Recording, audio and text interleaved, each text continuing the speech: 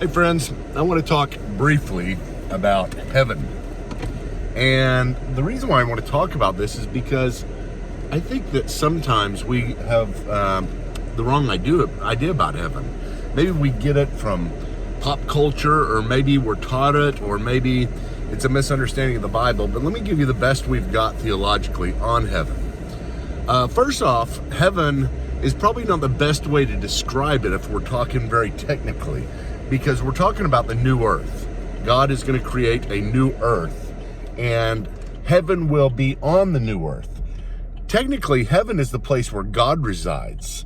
And in Revelation, we are told that that God will come and make his habitation on the new earth. And so the new earth will be the new heaven, if we could put it that way.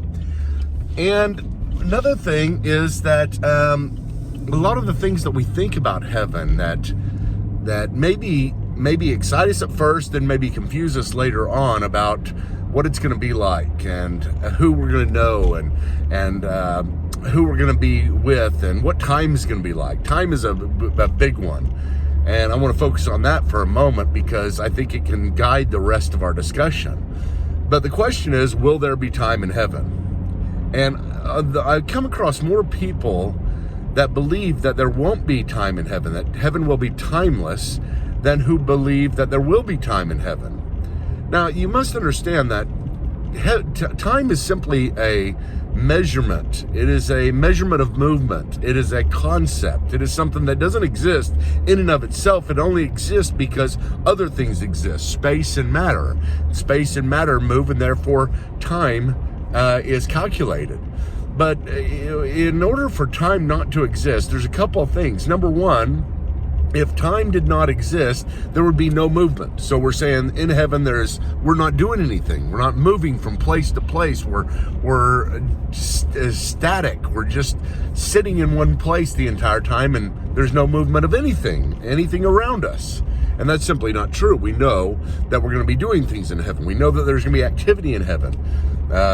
We know that the new earth will be filled with what it was originally supposed to be like, what earth was supposed to be like before the fall. That's number one. Number two is, in order to be timeless, you would always have to be timeless. I mean, there's no such thing as becoming timeless. Once timeless, always timeless. And once time-bound, always time-bound. There's no way for you to switch places. And if you say you're going to be timeless, essentially what you're saying is you're going to carry an essential characteristic that defines only God. And in some way, we will be God. And that is not true either. God will always exist above time, beyond time, outside of time, space, and matter. He created these things. He didn't create them out of himself. He didn't grab pre-existing stuff that was already there and create. He created these things out of nothing. We call this creation ex nihilo. It's a necessary part of our theology. It's not something we just come up with and say, hey, this is a good idea. And we don't even come up with it saying the Bible seems to teach this. We come up with it because it's a metaphysical necessary that if something exists, it had to have come from something that exists outside the parameters of the world that which is created exists in. So, for all these reasons, we won't be timeless in heaven. But what does that mean? Well, it means, again, we're back to the activity in heaven. What is the purpose of the new earth? What is the purpose of the restoration of all things? What Peter calls the apokatastasis. Whenever God comes and makes right everything that went wrong. Well, what it's going to be like is a lot like what we have now, because it's good. Whenever God pronounced it is very good. Sin infected it and made our decisions bad, morality bad, and a lot of things probably got messed up along the way. But we're going to be very surprised by a couple of things whenever we get to the new earth. We're going to be surprised, number one, by how much it is different to be without a sinful body, without sinful inclinations, without sinful tendencies, without selfishness, without hatred, without war, without all of these things that sin has brought into our lives and infected humanity. But number two, the second thing we're going to be very surprised about is how much alike it is to the earth we have now. You see, I like living. I like I like what God has created. I like relationships. I like work. There's all kinds of things I don't like about these things within relationship, within work, and so on. But I like these things.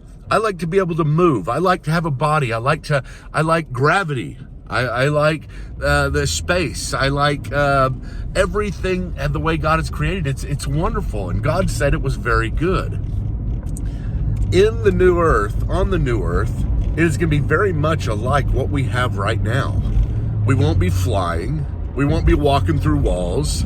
People tell me that because Jesus walked through walls, we'll be able to walk through walls. That's just silly. I mean, Jesus was placed in a room. And yes, if God wants you in the new earth to be placed somewhere without having to go through the doors of someplace, yes. I mean, he did that with Philip in the book of Acts. He moved Philip from one place to another. If he wants you to do that, yes. But generally speaking, it's good that we are in one place, that we are corporeal beings that have these limitations, because that's the way God created it, with flesh and bone, with physicality. That's the reason why he's resurrecting us from the dead. He's bringing back what he originally intended, but it's going to be without sin. Isn't that great? I mean, in some ways, this ought to really, really comfort you and excite you, because heaven is not some ethereal place where all relationships will be the same and evened out, and you'll love everybody the exact same. There's going to be special relationships, things to do, work, everything that we love here, everything that was supposed to be here, yet without sin. So that's what will heaven be like, and will there be time in heaven?